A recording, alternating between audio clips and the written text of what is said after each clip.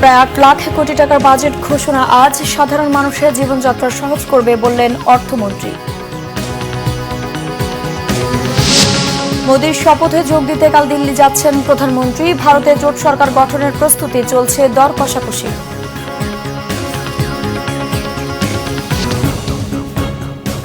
দেখছেন বিআরবি কেবল সংবাদ শুরু। এবারে বিস্তারিত। 2024-25 অর্থ বছরের বাজেট ঘোষণা বৃহস্পতিবার। উচ্চাভিলাষী পরিকল্পনা নয়, আয় বুঝে ব্যয় করার পরিকল্পিত বাজেটের দিকে এবার নজর দিচ্ছে সরকার। আর তাই সংকট কাটিয়ে অর্থনৈতিক স্থিতিশীলতার লক্ষ্যে এবার অর্থমন্ত্রী আবুল হাসান মাহমুদ আলী পেশ করতে যাচ্ছেন 7,97,000 কোটি টাকার বাজেট। আগের বছরগুলোতে বাজেট 12 থেকে 14% বড় করা হলেও এবার বাড়ছে মাত্র 4%, জানাচ্ছেন মামুন আব্দুল্লাহ।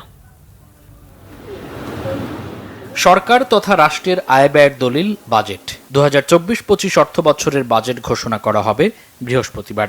আগে পররাষ্ট্র মন্ত্রণালয় সামলানোর অভিজ্ঞতা থাকলেও এই প্রথমবারের মতো অর্থমন্ত্রী হিসেবে সংসদে বাজেট পেশ করতে যাচ্ছেন আবুল হাসান মাহমুদ আলী। জানা গেছে, প্রস্তাবিত বাজেটের আকার 7,97,000 কোটি টাকা। আগের বাজেটের তুলনায় যা 35,215 কোটি টাকা বেশি। একদিকে ডলার সংকট, অন্যদিকে উচ্চ মূল্যস্ফীতির চাপ, আর তাই নতুন করে চাপ নিতে রাজি নন অর্থমন্ত্রী। সে কারণে মেগা প্রকল্পের খরচ এড়িয়ে শেষ হতে যাওয়া প্রকল্প বাস্তবায়নের দিকে নজর দিতে পারে সরকার, মনে করেন অর্থনীতিবিদরা।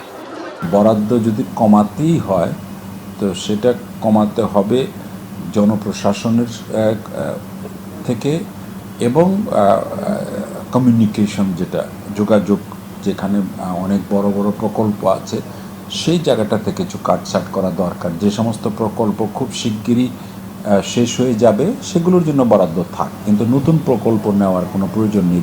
বিদায়ী বাজেটে ঘাটতি 2,61,758 কোটি টাকা হলেও এবার সেই ঘাটতি 2,51,600 কোটিতে বেঁধে রাখার ঘোষণা আসতে পারে। ঘাটতি মেটাতে বৈদেশিক উৎস হতে 90,700 কোটি টাকা এবং অভ্যন্তরীণ উৎস হতে 1,60,900 কোটি টাকা ধার করা হতে পারে। এই মুহূর্তে আসলে সামষ্টিক অর্থনৈতিক স্থিতিশীলতাটাই প্রাধান্য পাওয়া উচিত। প্রবৃদ্ধি যতটুকুন হবে, কিন্তু প্রবৃদ্ধিকে প্রাধান্য দিয়ে বাজেট করা ঠিক হবে না, বরং একটা ভারসাম্যপূর্ণ বাজেট করাটাই হবে বিচক্ষণতার লক্ষণ। সরকার এবার রপ্তানি ও রেমিটেন্সের প্রণোদনা প্রত্যাহারের চিন্তা করলেও উদ্যোক্তামুখী বাজেট প্রত্যাশায় ব্যবসায়ীরা। আমাদের কর হার যদি এফেক্টিভ করের হার যদি বেড়ে যায়, তাহলে আসলে আমাদের যে কোম্পানিগুলো আছে, আমাদের যে ব্যবসা প্রতিষ্ঠানগুলো আছে, এটা আসলে কম্পিটিটিভ থাকবে না। সেটা দেশের বাজারেই হোক কিংবা বিদেশের বাজারেই হোক কিংবা বিদেশি বিনিয়োগ আকর্ষণ করার ক্ষেত্রে হোক, এই সবকটা ক্ষেত্রেই এটা কাজ করবে। আগামী অর্থ বছরে রাজস্ব আদায়ের লক্ষ্য 5,41,000 কোটি টাকা। কর বাড়তে পারে তামাকজাত পণ্য, টিভি, ফ্রিজ বা এসির মতো আমদানি পণ্যে। বাড়তে পারে হাটবাজারের ইজারা, উড়াল সড়ক বা এক্সপ্রেসওয়ের মতো বিভিন্ন সেতু পারাপারের টোলও বাড়তে পারে। এ পর্যন্ত দেশে 13 জন অর্থমন্ত্রী দিয়েছেন মোট 52টি বাজেট। এর মধ্যে সবচেয়ে বেশি 12 বার করে দিয়েছেন বিএনপির প্রয়াত এম সাইফুর রহমান ও আওয়ামী লীগের আবুল মাল আব্দুল মুহিত।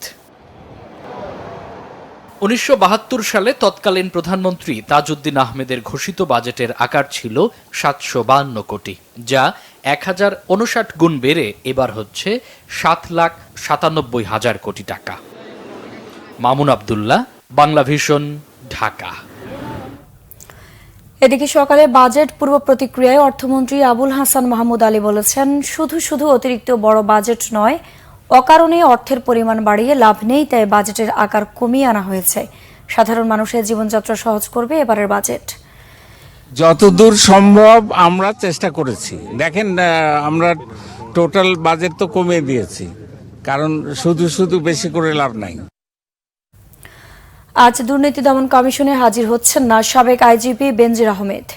15 দিন সময় চেয়ে আইনজীবীর মাধ্যমে আবেদন করেছেন তিনি। দর্শক, এই মুহূর্তে দুদক কার্যালয়ে আছেন সহকর্মী ফররুখ বাবু, সরাসরি যুক্ত হচ্ছি তার সাথে। বাবু, বেনজিরের বিষয়ে পরবর্তী কি পদক্ষেপ নেবে দুদক, বিস্তারিত জানাবেন। আপনি জানেন, গত 4 মে বেনজির আহমেদ দেশ ত্যাগ করেন এবং গত 28 মে তাকে দুদকে তলব করা হয় করে চিঠি পাঠানো হয়। সেই চিঠির জবাবে আজকে তার আসার কথা ছিল দুদক কার্যালয়ে। পুলিশের সাবেক এই মহাপরিদর্শক আমরা জানতে পেরেছি সে দেশে বাহিরে রয়েছেন, কোথায় রয়েছেন সে বিষয়টা এখন পর্যন্ত পরিষ্কার নয়। এদিকে আইনি একটা জটিলতার বিষয়টা এখন পর্যন্ত সামনে চলে এসেছে, সেটা হচ্ছে দুদকের আইন অনুযায়ী যদি কোনো লয়ার তার পক্ষে, কোনো আসামির পক্ষে বা অভিযুক্তের পক্ষে যদি সে দুদক কার্যালয়ে সে সময় ক্ষেপণের জন্য আসেন, সেক্ষেত্রে সেই অভিযুক্ত ব্যক্তি তাকে পাওয়ার অফ অ্যাটর্নি দিতে হয়। যেহেতু দুদকের চিঠি পাঠানোর আগে, দুদক কার্যালয় তলবের সেই চিঠি পাঠানোর আগেই দেশ ত্যাগের একটা কথা শোনা গেছে বেনজির আহমেদের, সেক্ষেত্রে তার লয়ার কি বিদেশে যেয়ে তার কাছ থেকে পাওয়ার অফ অ্যাটর্নি নিয়ে এসেছেন, কোন প্রক্রিয়া আসলে পাওয়ার অফ অ্যাটর্নি নিয়ে গতকাল সে সন্ধ্যায় দুদকে সময় ক্ষেপণের জন্য আসলে সময় চেয়েছেন। দুদকের ল অনুযায়ী 15 দিন সময় দেওয়া যেতে পারে একজন অভিযুক্তকে। তো সেই অনুযায়ী আগামী এই মাসের 20 তারিখে যদি আসে, সে 20 তারিখ পরে শুক্রবার বা 21 তারিখ শুক্র শনি সরকারি ছুটির দিন পরে, তো ধারণা করা হচ্ছে 23 তারিখ দুদক কার্যালয়ে আবার তাকে ডাকার একটা বিষয় চলে আসতে পারে। সেই সাথে বেনজিরের স্ত্রী এবং তার 3 কন্যাকে দুদক কার্যালয়ে ডাকা হয়েছে আগামী 9 তারিখে। সেই 9 তারিখের বিষয় নিয়ে এখন পর্যন্ত কোনো ধরনের পরিষ্কার বার্তা দেওয়া হয়নি। তাদের সময় ক্ষেপণে কীভাবে চাওয়া হবে সেই বিষয়টি করা হয়নি। এদিকে দুদক ইতিমধ্যেই তদন্তের জন্য অনুসন্ধান শুরু করেছে, বেনজিরের বিভিন্ন সম্পত্তির দিকে অনুসন্ধান তারা করছে।